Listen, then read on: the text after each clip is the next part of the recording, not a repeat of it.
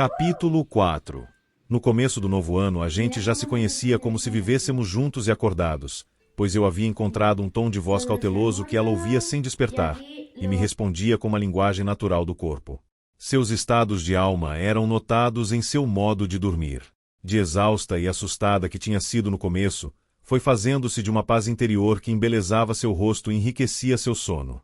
Eu contava minha vida, lia em seu ouvido os rascunhos de minhas crônicas dominicais em que, sem que eu dissesse, aparecia ela, e somente ela. Naquela época deixei para ela no travesseiro uns brincos pingentes de esmeraldas que foram de minha mãe. Usou-os no encontro seguinte, mas não ficaram bem. Levei depois uns brincos mais adequados para a cor de sua pele. Expliquei. Os primeiros que trouxe não ficavam bem em você por causa do seu tipo e pelo corte de seu cabelo. Estes ficarão melhor. Não usou nenhum deles nos 2 encontros seguintes, mas no terceiro pôs os que eu havia indicado. Assim comecei a entender que não obedecia às minhas ordens, mas aguardava a ocasião para me agradar. Naqueles dias me senti tão habituado com aquele gênero de vida doméstica, que não continuei dormindo nu, mas levei o pijama de seda chinesa que havia deixado de usar por não ter para quem tirar. Comecei a ler para ela O Pequeno Príncipe de Saint-Exupéry, um autor francês que o mundo inteiro admira mais que os franceses. Foi o primeiro que a distraiu sem despertá-la, a ponto de eu precisar ir até lá 2 dias seguidos para acabar de lê-lo. Continuamos com os contos de Perrault, a história sagrada, As Mil e Uma Noites numa versão desinfetada para crianças, e pelas diferenças entre um e outro percebi que seu sono tinha diversos graus de profundidade segundo seu interesse pelas leituras. Quando sentia que havia tocado fundo, apagava a luz e adormecia abraçado a ela até os galos cantarem. Eu me sentia tão feliz que beijava suas pálpebras, muito suave, e uma noite aconteceu como uma luz no céu. Ela sorriu pela primeira vez. Mais tarde, sem nenhum motivo, se revolveu na cama, me deu as costas, e disse com desgosto: foi Isabel quem fez os caracóis chorar. Exaltado pela ilusão de um diálogo, perguntei no mesmo tom: e de quem eram? Não respondeu. Sua voz tinha um rastro plebeu, como se não fosse dela e sim de alguém alheio que levasse dentro. Toda sombra de dúvida desapareceu então da minha alma. Eu a preferia adormecida. Meu único problema era o gato. Estava inapetente e irritadiço e fazia 2 dias que não levantava a cabeça em seu canto habitual, e me lançou uma garra de fera ferida quando quis colocá-lo em sua cesta de vime para que Damiana o levasse ao veterinário. Mal conseguiu dominá-lo, e ela acabou levando o bicho se remexendo inteiro dentro de um saco de estopa. Logo depois me telefonou do depósito municipal para dizer que não havia outro remédio a não ser sacrificá-lo, e que precisavam da minha autorização. Por quê? Porque já está muito velho, disse Damiana. Pensei com raiva que também podiam muito bem me assar vivo num forno de gatos. Senti-me inerme entre 2 fogos. Não havia aprendido a gostar do gato, mas tampouco tinha coração para ordenar que o matassem só porque estava velho. Em que parte o manual dizia isso? O incidente me abalou tanto que escrevi uma crônica para o domingo com o título usurpado de Neruda: Será um gato um tigre mínimo de salão? A crônica deu origem a uma nova campanha que outra vez dividiu os leitores a favor ou contra os gatos. Em 5 dias prevaleceu a tese de que podia ser lícito sacrificar um gato por motivos de saúde pública, mas não porque estivesse velho. Depois da morte de minha mãe, eu me desvelava de pavor de que alguém tocasse em mim enquanto eu estivesse dormindo. Uma noite a senti, mas sua voz me devolveu o sossego. Figlio mio povereto. Tornei a sentir a mesma coisa certa madrugada no quarto de Delgadina, e me retorci de gozo achando que ela tinha tocado em mim. Mas não, era Rosa Cabarcas na escuridão. Vista-se e venha comigo, disse ela, estou com um problema sério. Era mesmo, e mais sério do que eu poderia imaginar. Um dos grandes clientes da casa tinha sido assassinado a punhaladas no primeiro quarto do galpão. O assassino tinha escapado. O cadáver enorme, nu, mas de sapatos, tinha uma palidez de frango fervido a vapor na cama empapada de sangue. Reconheci de saída. Era JMB, um banqueiro graúdo, famoso por seu garbo, sua simpatia e seu bem vestir, e sobretudo pela pulcritude de seu lar. Tinha no pescoço 2 feridas cor de amora como lábios e um talho no ventre que não havia acabado de sangrar. Ainda não começara a enrijecer. Mais que suas feridas, me impressionou por ter no sexo mirrado pela morte um preservativo que parecia não ter sido usado. Rosa Cabarcas não sabia com quem estava, porque ele também tinha o privilégio de entrar pelo portão do pomar. Não se descartava a suspeita de que seu par fosse outro homem. A única coisa que a dona queria de mim era que ajudasse a vestir o cadáver. Estava tão segura, que me inquietou a ideia de que a morte fosse para ela um assunto banal. Não há nada mais difícil que vestir um morto, eu disse a ela. Faço isso a torto e a direito, respondeu ela. É fácil se tiver alguém que segure para mim. Fiz com que ela lembrasse de um detalhe. Você imagina que alguém vai acreditar num corpo retalhado a navalhadas dentro de uma roupa intacta de cavalheiro inglês? Treme por Delgadina. A melhor coisa é que você mesmo a leve embora, me disse Rosa Cabarcas. Primeiro morto, disse a ela com a saliva gelada. Ela percebeu e não conseguiu ocultar o desdém. Você está tremendo. Por ela, respondi, embora fosse apenas meia verdade. Avise a ela que saia daqui antes que chegue alguém.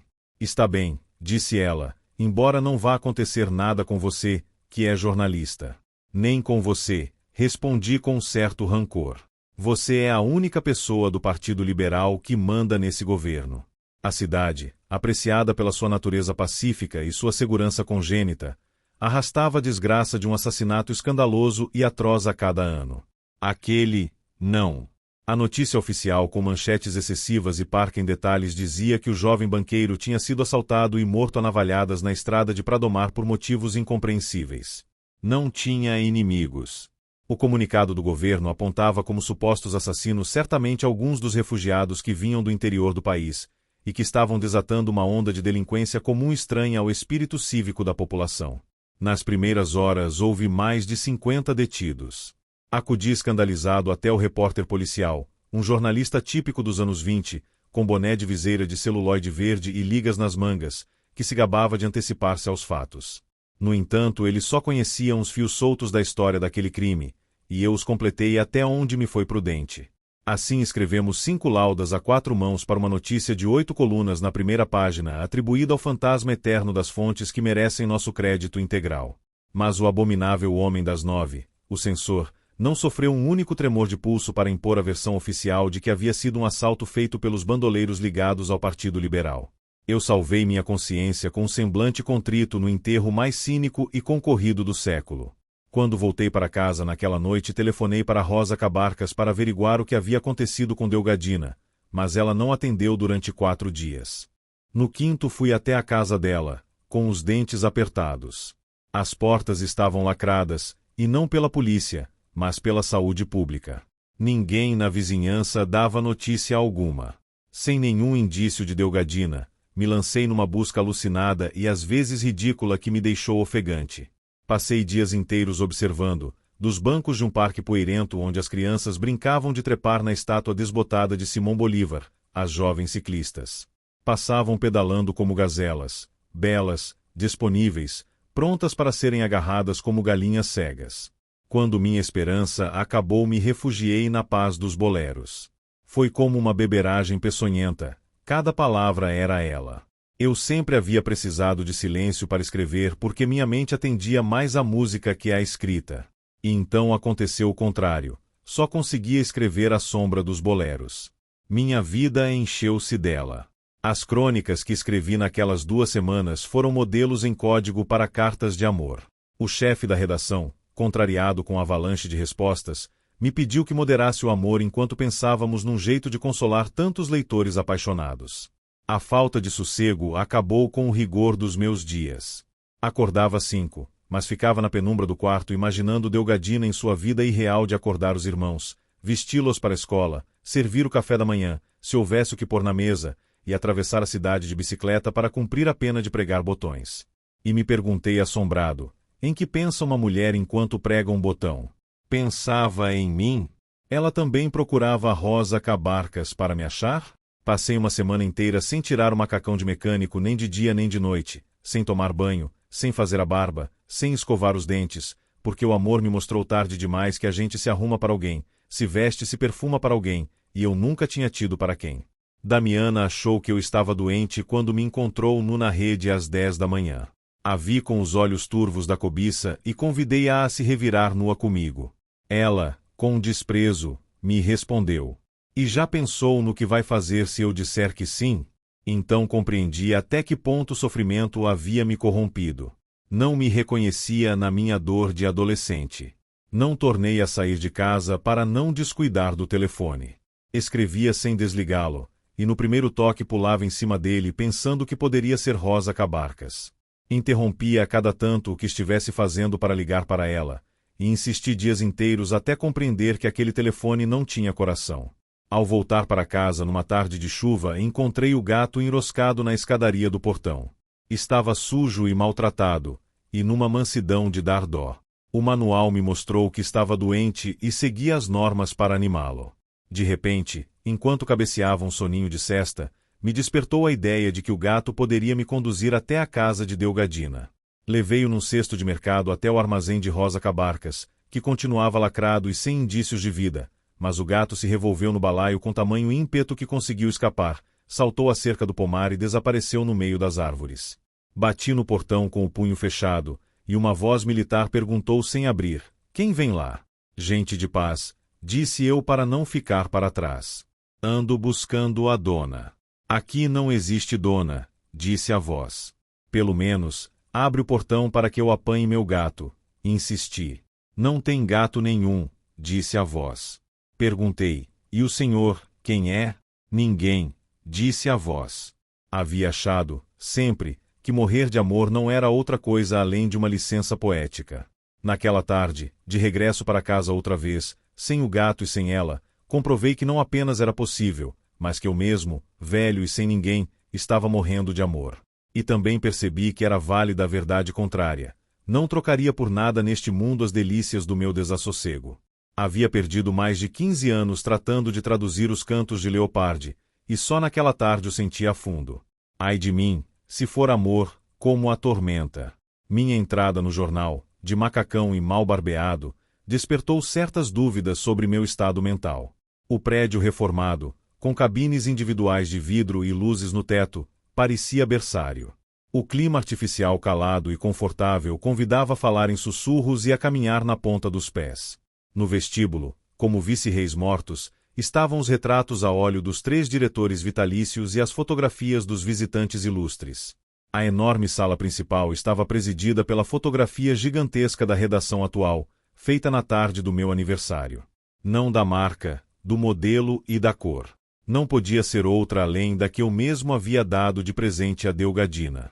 As testemunhas coincidiram em dizer que a ciclista ferida era muito jovem, alta e magra, e com o cabelo curto e cacheado. Atordoado, peguei o primeiro táxi que passou e fiz que me levasse ao hospital de caridade, um velho edifício de paredes ocre que parecia um cárcere encalhado num areal.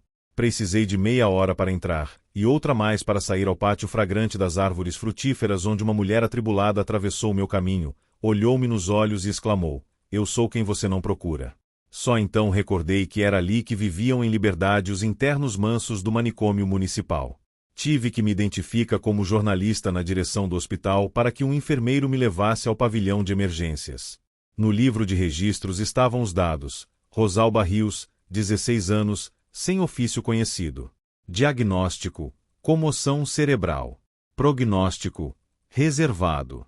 Perguntei ao chefe do pavilhão de emergência se podia vê-la, com a esperança íntima de que me dissessem que não, mas me levaram encantados pela possibilidade de eu querer escrever sobre o estado de abandono do hospital. Atravessamos uma ala topetada de gente e com um forte odor de fenol e os doentes amontoados nas camas. Nos fundos, num quarto solitário, estendida em uma maca metálica, estava a moça que procurávamos. Tinha o crânio coberto de ataduras, a cara indecifrável, inchada e arroxeada, mas bastou ver seus pés para saber que não era ela. Só então me ocorreu perguntar a mim mesmo: o que você teria feito se fosse ela? Ainda enredado nas teias de aranha da noite, tive coragem de ir no dia seguinte à fábrica de camisas onde Rosa Cabarcas havia dito uma vez que a menina trabalhava e pedi ao proprietário que me mostrasse as instalações para servir de modelo para um projeto continental das Nações Unidas.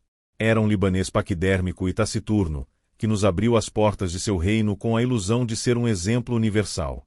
300 jovens de blusas brancas com a cruz de cinzas da quarta-feira na testa pregavam botões na vasta nave iluminada. Quando nos viram entrar, ergueram-se como colegiais e nos observaram de viés enquanto o gerente explicava suas contribuições para a arte memorial de pregar botões. Eu examinava as caras de cada uma, com o pavor de descobrir Delgadina vestida e acordada. Mas foi uma delas que me descobriu com o olhar temível da admiração sem clemência. Diga uma coisa, senhor, não é o senhor que escreve cartas de amor no jornal? Nunca teria imaginado que uma menina adormecida pudesse causar na gente tamanhos estragos. Escapei da fábrica sem me despedir e sem ao menos pensar se alguma daquelas virgens de purgatório era enfim a que eu procurava. Quando saí de lá, o único sentimento que me restava na vida era a vontade de chorar. Rosa Cabarcas ligou para mim depois de um mês, com uma explicação inacreditável. Tinha tido merecido descanso em Cartagena de Índias, depois do assassinato do banqueiro. Não acreditei, é claro, mas cumprimentei-a pela sua sorte e deixei que se estendesse em sua mentira antes de fazer a ela a pergunta que borbulhava em meu coração. E ela? Rosa Cabarcas fez um longo silêncio. Está por aí, disse enfim, mas sua voz se fez evasiva. É preciso esperar um tempo. Quanto? Não tenho nem ideia, eu aviso. Senti que ela ia escapar, e parei-a de chofre. Espera aí, me dê alguma pista. Não tem pista nenhuma, disse ela, e concluiu. Tome cuidado, você pode se prejudicar, e principalmente prejudicar a menina. Eu não estava para esse tipo de manha. Supliquei nem que fosse uma oportunidade para me aproximar da verdade. Afinal de contas, falei, somos cúmplices. Ela não deu nenhum passo a mais. Calma, me disse, a menina está bem e esperando que você a chame, mas agora mesmo não há nada que se possa fazer, nem vou dizer mais nada. Adeus. Fiquei com o telefone na mão sem saber por onde continuar, pois também a conhecia o suficiente para saber que não conseguiria nada dela se não fosse por bem. Depois do meio-dia dei uma volta furtiva pela sua casa, mais confiado na casualidade que na razão, e encontrei-a ainda fechada e com os lacres da saúde pública. Pensei que Rosa Cabarcas devia ter me telefonado de algum outro lugar, talvez de outra cidade, e essa ideia me encheu de presságios turvos. Não obstante, às 6 da tarde, e quando eu menos esperava, ela me largou pelo telefone meu próprio código. Bom, agora sim. Às 10 da noite, trêmulo e com os lábios mordidos para não chorar, cheguei carregado de caixas de chocolates suíços, torrones e caramelos, e uma cesta de rosas ardentes para cobrir a cama. A porta estava entreaberta, as luzes acesas e no rádio se diluía a meio volume a sonata número 1 para violino e piano de Brahms.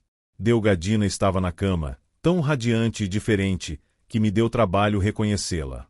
Havia crescido, mas não se notava em sua estatura e sim na maturidade intensa que fazia com que parecesse ter 2 ou 3 anos a mais, e mais nua que nunca. Seus pomulos altos, a pele tostada pelos sóis do mar bravio, os lábios finos e o cabelo curto e cacheado infundiam em seu rosto o resplendor andrógeno do apoio de Praxíteles. Mas não havia engano possível, porque seus seios haviam crescido a ponto de não caberem mais em minha mão, suas cadeiras tinham acabado de se formar e seus ossos tinham ficado mais firmes e harmônicos. Me encantei com aqueles acertos da natureza, mas me atordoei com os artifícios, as pestanas postiças, as unhas das mãos e dos pés esmaltadas de madrepérola, e um perfume de 2 tostões o galão que não tinha nada que ver com o amor. No entanto, o que me tirou do sério foi a fortuna que ela usava. Brincos de ouro com cachos de esmeraldas, um colar de pérolas naturais, uma pulseira de ouro com resplendores de diamantes e anéis com pedras legítimas em todos os dedos. Na cadeira estava seu traje de noturna com lantejoulas e bordados, e os sapatos de cetim. Um vapor estranho subiu de minhas entranhas. Puta! Gritei. Pois o diabo soprou em meu ouvido um pensamento sinistro. E foi assim. Na noite do crime Rosa Cabarcas não deve ter tido tempo nem serenidade para prevenir a menina, e a polícia a encontrou no quarto, sozinha, menor de idade e sem álibi. Ninguém como Rosa Cabarcas para uma situação como aquela. Vendeu a virgindade da menina a algum de seus grandes figurões a troco de ficar fora do crime. A primeira providência, claro, foi desaparecer enquanto o escândalo durasse. Que maravilha! Uma lua de mel para 3, eles 2 na cama, e Rosa Cabarcas num terraço de luxo desfrutando de sua impunidade feliz. Cego de uma fúria insensata, fui arrebentando na parede cada coisa do quarto. As lâmpadas, o rádio, o ventilador, os espelhos, as jarras, os copos. Fiz tudo isso sem pressa, mas sem pausa, com um grande estrupício e uma embriaguez metódica que me salvou a vida. A menina deu um salto na primeira explosão, mas não me olhou, enroscou-se de costas para mim, e assim permaneceu com espasmos entrecortados até que o cataclismo terminou. As galinhas no quintal e os cães da madrugada aumentaram o escândalo. Com a enlouquecedora lucidez da cólera, tive a inspiração final de botar fogo na casa, justo quando apareceu na porta a figura impassível de Rosa Cabarcas na sua camisola de dormir. Não disse nada. Fez com os olhos o inventário do desastre e comprovou que a menina estava enroscada sobre si mesma como um caracol e com a cabeça escondida entre os braços, apavorada mas intacta. Meu Deus! Exclamou Rosa Cabarcas. O que eu não daria por um amor como este? Mediu-me de corpo inteiro com um olhar de misericórdia e ordenou: vamos. Segui-a até a casa, me serviu um copo d'água em silêncio, me fez um sinal para que eu me sentasse na sua frente e me deixou de castigo. Bem, disse, agora porte-se como um adulto, e me conte, o que está acontecendo? Contei o que achava que era minha verdade revelada. Rosa Cabarcas escutou-me em silêncio, sem assombro, e no fim pareceu iluminada. Que maravilha! Disse ela. Sempre disse que os ciúmes sabem mais que a verdade. E então me contou sua realidade sem reservas. Com efeito, disse, na confusão da noite do crime, tinha esquecido a menina dormindo no quarto. Um de seus clientes, que além do mais era advogado do morto, repartiu prebendas e subornos a 4 mãos, e convidou Rosa Cabarcas para um hotel de repouso em Cartagena de Índias, enquanto se dissipava o escândalo. Creia, disse Rosa Cabarcas, que nesse tempo todo não deixei de pensar um só momento em você e na menina. Voltei anteontem e a primeira coisa que fiz foi telefonar para você, mas ninguém atendeu. Já a menina veio em seguida, mas em tão mau estado que dei um banho nela, vesti e mandei ao salão de beleza com a ordem de que a arrumassem como uma rainha. E você viu, perfeita. A roupa de luxo são os vestidos que alugo às minhas pupilas mais pobres quando têm de dançar com os clientes. As joias são minhas, disse, basta tocá-las para ver que são diamantes de vidro e taxinhas de lata. Então, não me aborreça, concluiu. Anda, acorde a menina, peça perdão e tome conta dela de uma vez. Ninguém merece ser mais feliz do que vocês. Fiz um esforço sobrenatural para acreditar nela, mas o amor pôde mais que a razão. Putas, disse a ela, atormentado pelo fogo vivo que me abrasava as entranhas. Isso é o que vocês são. Gritei, putas de merda. Não quero saber mais nada de você, nem de nenhuma outra bugra no mundo, e menos ainda quero saber dela. Fiz da porta um sinal de adeus para sempre. Rosa Cabarcas não titubeou. Vá com Deus, me disse com um gesto de tristeza, e voltou à vida real. Seja como for, vou mandar a conta do desastre que você me aprontou no quarto. Capítulo 5. Nos idos de março encontrei uma frase sinistra que o autor atribui a Júlio César. É impossível não acabar sendo do jeito que os outros acreditam que você é. Não pude comprovar sua verdadeira origem na própria obra de Júlio César nem nas obras de seus biógrafos, de Suetônio a Carcopino, mas valeu a pena conhecê-la. Seu fatalismo aplicado ao curso da minha vida nos meses seguintes foi o que me fazia falta não apenas para escrever esta memória, mas para começá-la sem pudores com o amor de Delgadina. Não tinha um instante de sossego, mal conseguia comer e perdi tanto peso que as calças não paravam na cintura. As dores erráticas estacionaram nos meus ossos, mudava de ânimo sem razão, passava as noites num estado de deslumbramento que não me permitia ler nem escutar música, e em compensação passava o dia dando cabeçadas por causa da sonolência sonsa que não servia para dormir. O alívio me caiu do céu. No ônibus lotado de loma fresca, uma vizinha de assento, que eu não havia visto subir, me sussurrou ao ouvido: "Você ainda trepa?" Era Casilda Armenta, um velho amor de cada 3x2 que me havia suportado como cliente assíduo desde que era uma adolescente altiva. Uma vez aposentada, meio doente e sem um tostão, havia se casado com um hortelão chinês que lhe deu nome e apoio, e talvez um pouco de amor. Aos 73 anos tinha o peso de sempre, continuava bela e de gênio forte, e conservava intacto o desenfado de seu ofício. Levou-me até a sua casa, uma horta de chineses numa colina da estrada que dava para o mar. Nos sentamos nas cadeiras de praia do terraço assombreado, entre samambaias e copas de flamboyantes, e gaiolas de pássaros dependuradas no beiral. No sopé da colina viam-se os hortelões chineses com chapéus de cone semeando as hortaliças debaixo do sol abrasante, e a imensidão do mar acinzentado das bocas de ceniza com os 2 quebra-mares de rochas que canalizam o rio várias léguas no mar. Enquanto conversávamos, vimos entrar pela desembocadura um transatlântico branco e o seguimos calados até ouvir seu bramido de touro lúgubre no porto fluvial. Ela suspirou. "Você está vendo só?" Em mais de meio século, é a primeira vez que recebo você de visita sem ser na minha cama. É que agora somos outros, respondi. Ela prosseguiu sem me ouvir. Cada vez que dizem coisas de você no rádio, que elogiam você pelo carinho das pessoas e chamam você de professor do amor, imagine só, penso que ninguém conheceu suas graças e suas manhãs tão bem como eu. De verdade, disse ela, ninguém conseguiria aguentar você melhor que eu. Não resisti mais. Ela sentiu, viu meus olhos úmidos de lágrimas, e só então deve ter descoberto que eu já não era o que fui e sustentei seu olhar com uma coragem da qual nunca me achei capaz. É que estou ficando velho, disse a ela. Já ficamos, suspirou ela. Acontece que a gente não sente por dentro, mas de fora todo mundo vê. Era impossível não abrir o coração, e contei a ela a história completa que me ardia nas entranhas, desde meu primeiro telefonema a Rosa Cabarcas na véspera dos meus 90 anos, até a noite trágica em que destrocei o quarto e não voltei mais. Ela ouviu meu desabafo como se estivesse vivendo tudo aquilo, ruminou muito devagar, e enfim sorriu. Faça o que você quiser, mas não perca essa criança, disse. Não há pior desgraça que morrer sozinho. Fomos até Puerto Colômbia no trenzinho de brinquedo vagaroso como um cavalo. Almoçamos na frente do cais de madeiras carcomidas por onde o mundo inteiro havia entrado no país antes que as bocas de ceniza fossem dragadas. Nos sentamos debaixo de um telhadinho de palha, onde as grandes matronas negras serviam aspargos fritos com arroz de cocô e fatias de banana verde.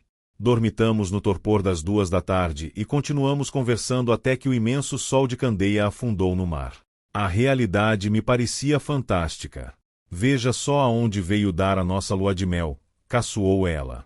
Mas continuou, a sério. Hoje olho para trás, vejo a fila de milhares de homens que passaram pelas minhas camas, e daria a alma para ter ficado com um, mesmo que fosse o pior. Graças a Deus, encontrei meu chinês a tempo. É como ser casada com o dedo mindinho, mas é só meu. Olhou-me nos olhos, mediu minha reação ao que acabava de me contar, e disse, então, vá correndo procurar essa pobre criatura mesmo que seja verdade o que dizem os seus ciúmes. Não importa, o que você viveu ninguém rouba. Mas, isso sim, sem romanticismos de avô. Acorde a menina, fode ela até pelas orelhas com essa pica de burro com que o diabo premiou você pela sua covardia e mesquinhez. De verdade, terminou ela com a alma, não vá morrer sem experimentar a maravilha de trepar com amor. Minha mão tremia no dia seguinte quando disquei o número do telefone. Tanto pela tensão do reencontro com Delgadina, como pela incerteza da forma como Rosa Cabarcas me responderia. Havíamos tido uma briga séria pelo exagero com que ela taxou os destroços que fiz no quarto. Tive de vender um dos quadros mais amados da minha mãe, cujo valor era calculado numa fortuna, mas na hora da verdade não chegou a 1/10 das minhas ilusões. Aumentei a soma com o resto de minhas economias e levei tudo a Rosa Cabarcas com uma determinação inapelável. É pegar ou largar. Foi um ato suicida, porque só por vender um de meus segredos ela teria aniquilado meu bom nome. Mas não resmungou, e ficou com os quadros que havia tomado como calção na noite da briga. Fui o perdedor absoluto numa só jogada. Fiquei sem Delgadina, sem Rosa Cabarcas e sem meus últimos tostões. No entanto, ouvi o toque do telefone uma vez, 2 vezes, 3, e enfim ela. E aí? Minha voz não saiu. Desliguei. Me joguei na rede, tratando de me serenar com a lírica ascética de Sati, e suei tanto que o tecido da rede ficou empapado. Só tive coragem de tornar a ligar no dia seguinte. Muito bem, mulher, disse a ela com voz firme. É hoje. Rosa Cabarcas, é claro, estava além disso tudo. Ai, meu sábio triste, suspirou com seu espírito invencível, você perde 2 meses e só volta para pedir ilusões. E me contou que não havia visto Delgadina fazia mais de 1 mês, que parecia tão reposta do susto de meus estragos que nem falou deles ou perguntou por mim, e que estava muito contente com seu novo emprego, mais cômodo e mais bem pago que pregar botões. Um vagalhão de fogo vivo me queimou as entranhas. Só pode ser de puta, falei. Rosa me replicou sem pestanejar, não seja idiota, se fosse puta estaria aqui. Onde poderia estar melhor? A rapidez da sua lógica agravou minha dúvida. Como posso saber que não está aí? Nesse caso, replicou ela, o que mais convém a você é não saber nada. Ou não. Uma vez mais, a odiei. Ela, à prova de erosões, prometeu rastrear a menina. Sem muitas esperanças, porque o telefone da vizinha para onde ligava continuava cortado e não tinha a menor ideia de onde a menina morava. Mas também não dá para morrer por causa disso. Que merda, aguenta aí que eu ligo em 1 hora. Foi 1 hora de 3 dias, mas encontrou a menina disponível e saudável. Voltei envergonhado, e a beijei palmo a palmo, como penitência, da meia-noite até que cantaram os galos. Um perdão longo que me prometi continuar repetindo para sempre e foi como começar outra vez do princípio. O quarto havia sido desmantelado, e o mau uso havia acabado com tudo que eu tinha posto ali. Ela o havia deixado daquele jeito, e me disse que qualquer melhora eu é que tinha de fazer, pelo que estava devendo. Acontece que minha situação econômica havia chegado ao fundo do poço. O dinheiro das aposentadorias dava para cada vez menos. As poucas coisas vendíveis que sobravam na casa, a não ser as joias sagradas de minha mãe, careciam de valor comercial e nada era suficientemente velho para ser antigo. Em tempos melhores, o governador tinha feito a oferta tentadora de me comprar em blocos livros dos clássicos gregos, latinos e espanhóis para a biblioteca estadual, mas não tive coração para vendê-los. Depois, com as mudanças políticas e a deterioração do mundo, ninguém do governo pensava nas artes nem nas letras. Cansado de buscar uma solução decente, botei no bolso as joias que Delgadina tinha devolvido e fui empenhá-las num beco sinistro que levava ao mercado público. Com ar de sábio distraído, percorre várias vezes aquele corticeiro lotado de botequins mortais, livrarias de segunda mão e casas de penhor, mas a dignidade de Florina de Dios trancou meus passos. Não me atrevi. Então decidi vendê-las com a fronte erguida na joalheria mais antiga e respeitada. O atendente me fez algumas perguntas enquanto examinava as joias com seu monóculo. Tinha a conduta, o estilo e o pavor de um médico. Expliquei que eram joias herdadas de minha mãe. Ele aprovava com um grunhido cada uma das minhas explicações e no fim tirou o monóculo. Sinto muito, disse, mas são cacos de vidro. Diante da minha surpresa, explicou com uma suave comiseração, ainda bem que o ouro é ouro e a platina é platina. Toquei meu bolso para assegurar-me de que estava com as notas fiscais de compra, e disse a ele sem ressábios. Pois foram compradas aqui, nesta nobre casa, há mais de 100 anos. Ele não se alterou. Costuma acontecer, disse, que em joias hereditárias desapareçam as pedras mais valiosas com a passagem do tempo, substituídas por dissidentes da família ou por joalheiros bandidos, e só quando alguém trata de vendê-las se descobre a fraude. Mas me permita um segundo, disse, e levou as joias pela porta dos fundos. Após uns momentos regressou e, sem explicação alguma, fez um sinal para que eu me sentasse na cadeira de espera, e continuou trabalhando. Examinei a loja. Havia ido com minha mãe várias vezes e recordava uma frase corrente: não comente nada com seu pai. De repente me ocorreu uma ideia que me arrepiou. Será que Rosa Cabarcas e Delgadina, de comum acordo, tinham vendido as pedras legítimas e me devolvido as joias com as pedras falsas? Estava ardendo em dúvidas quando uma secretária me convidou a segui-la pela mesma porta dos fundos, até um escritório pequeno, com uma longa estante de volumes grossos. Um beduíno colossal levantou-se da escrivaninha do fundo e me apertou a mão tratando-me por você com uma efusão de velhos amigos. Fizemos o ginásio juntos, me disse, à maneira de cumprimento. Foi fácil me lembrar dele. Era o melhor jogador de futebol da escola e campeão dos nossos primeiros bordéis. Havia deixado de vê-lo em algum momento incerto, e deve ter me achado tão decrépito que me confundiu com algum condiscípulo da sua infância. Em cima do tampo de vidro que cobria a escrivaninha tinha aberto um dos enormes livros de apontamentos do arquivo, onde estava o registro das joias de minha mãe. Uma relação exata, com datas e detalhes de que ela em pessoa tinha mandado mudar as pedras de 2 gerações de belas e dignas cargamantos, e havia vendido as legítimas naquela mesma loja. Isso tinha acontecido quando o pai do atual proprietário estava à frente da joalheria, e ele e eu na escola. Mas ele mesmo me tranquilizou. Aquelas pequenas artimanhas eram de uso corrente entre as grandes famílias em desgraça, para resolver urgências de dinheiro sem sacrificar a honra. Diante da realidade crua, preferi conservá-las como lembrança de outra Florina de Dios que jamais conheci. No começo de julho, senti a distância real da morte. Meu coração perdeu o compasso e comecei a ver e a sentir por todos os lados os presságios inequívocos do final. O mais nítido foi num concerto no Belas Artes. O ar-condicionado havia falhado e a flor e a nata das artes e das letras se cozinhavam em banho-maria no salão abarrotado, mas a magia da música era um clima celestial.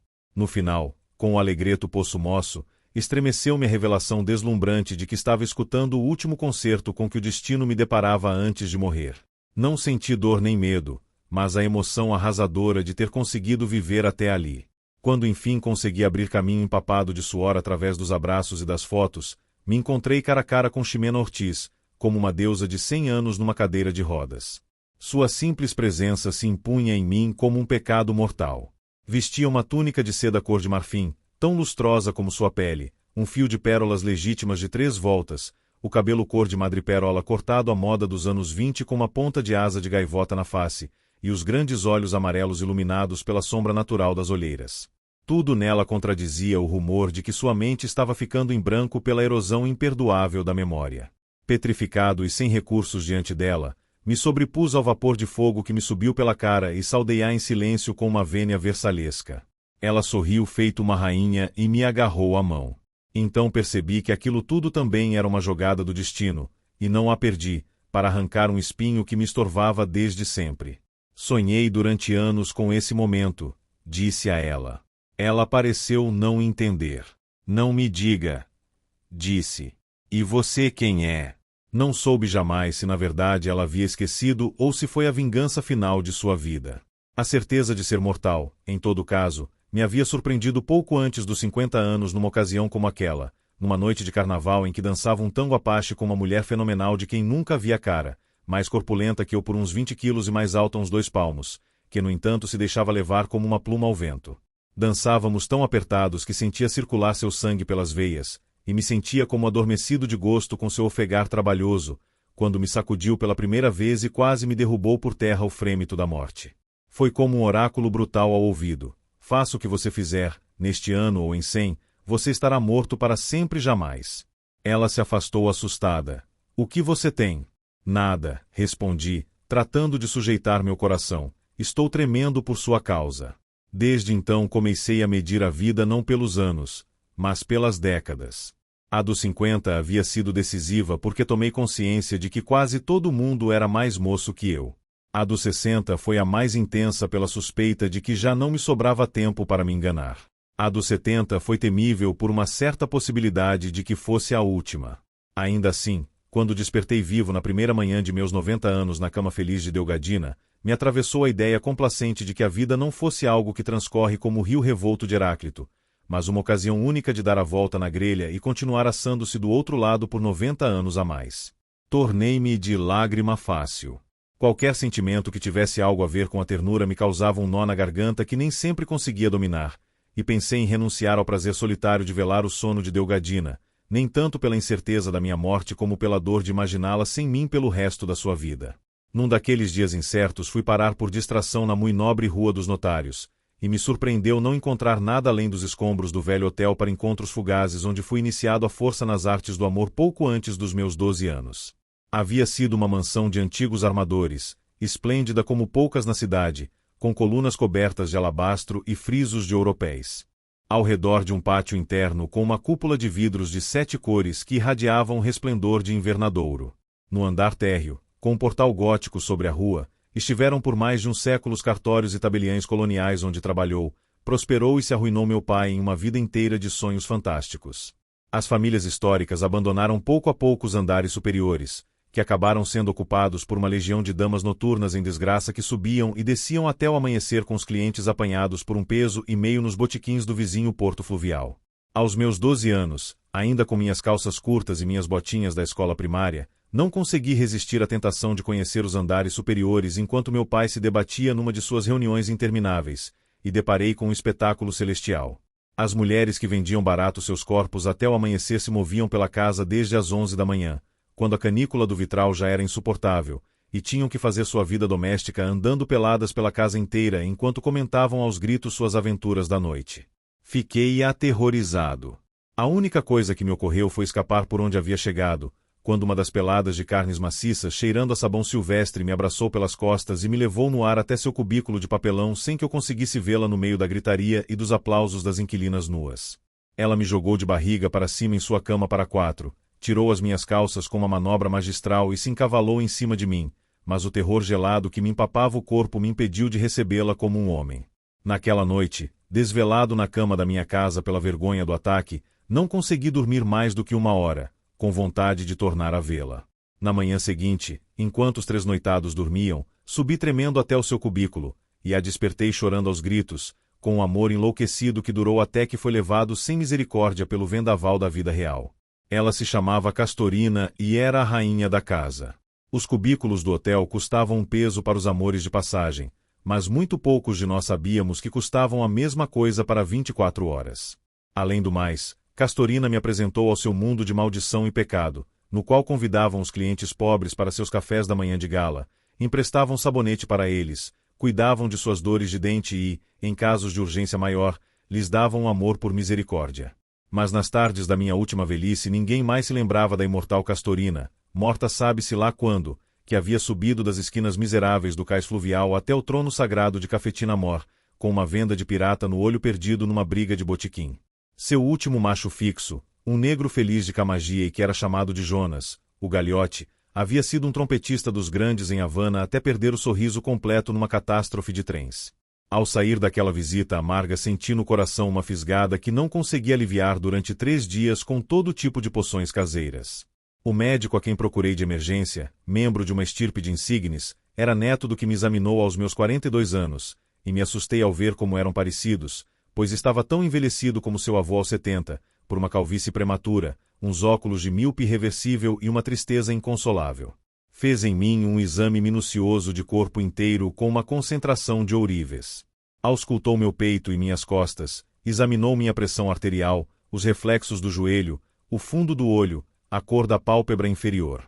Nas pausas, enquanto eu mudava de posição na cama de exame, ele me fazia perguntas tão vagas e rápidas que mal me davam tempo de pensar nas respostas.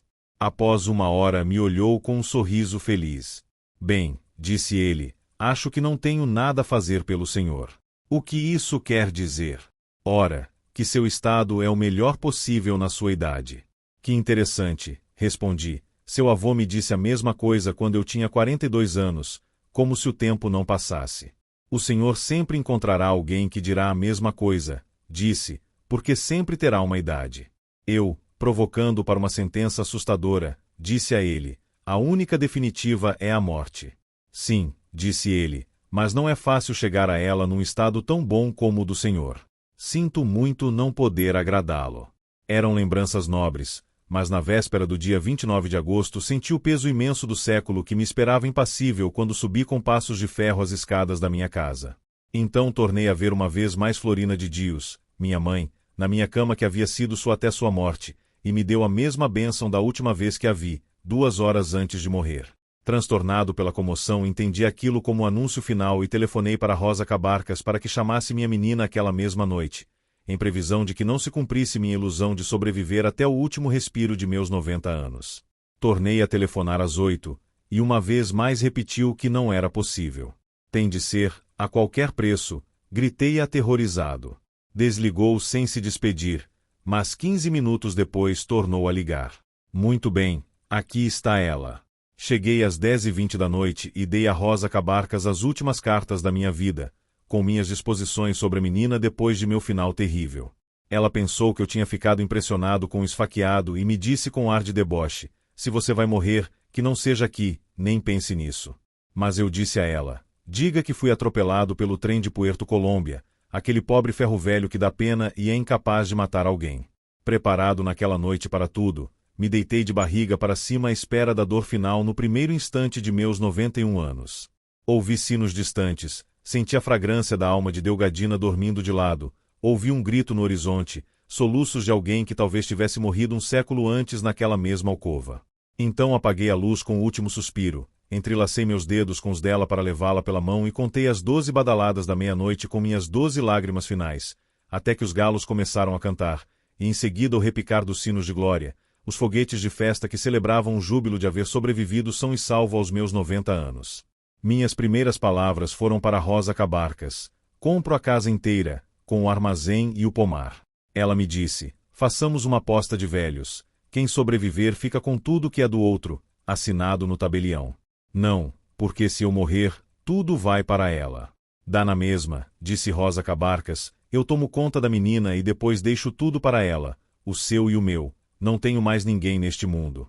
Enquanto isso, vamos reformar o seu quarto com bons serviços, ar-condicionado, e seus livros e sua música.